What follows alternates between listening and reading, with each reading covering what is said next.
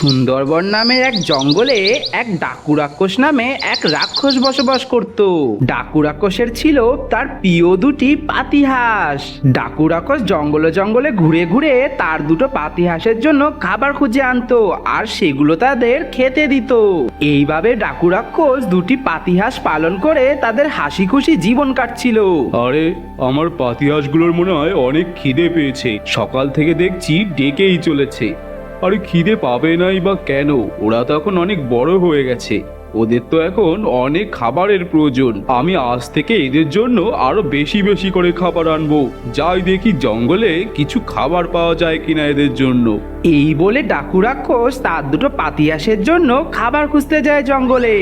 ডাকু রাক্ষস বাড়ি থেকে বেরিয়ে যাওয়ার পর তার কিছুক্ষণ পর সেখানে এসে হাজির হয় টাকলু রাক্ষস। এরপর টাকলু রাক্ষস ডাকু রাক্ষসের হাঁস দুটো দেখে টাকলু রাক্ষসের অনেক লোভ হয়। আরে বাহ, ডাকু রাক্ষসের হাঁস দুটো তো বেশ নাদুস নুদুস হয়েছে।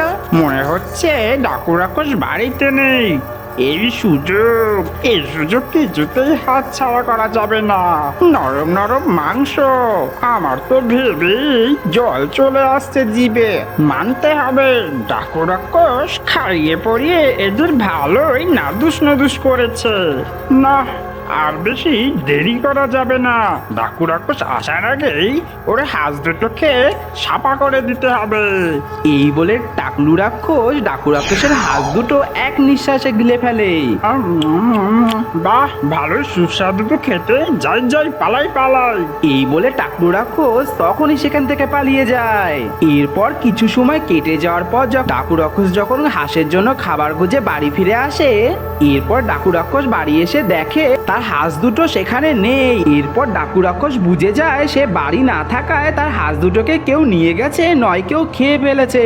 ডাকু রাক্ষস তার হাঁস দুটোর কথা ভেবে সে হাউমাউ করে কাঁদতে থাকে। ডাকু রাক্ষসের কান্না শুনে সেখানে একটা মিষ্টি পরি এসে হাজির হয়। কি হয়েছে তোমার? তুমি এমন করে কেন কাঁদছো? বলো তোমার কি হয়েছে? তুমি চলে যাও, তুমি যেই হও না কেন আমার সামনে থেকে চলে যাও।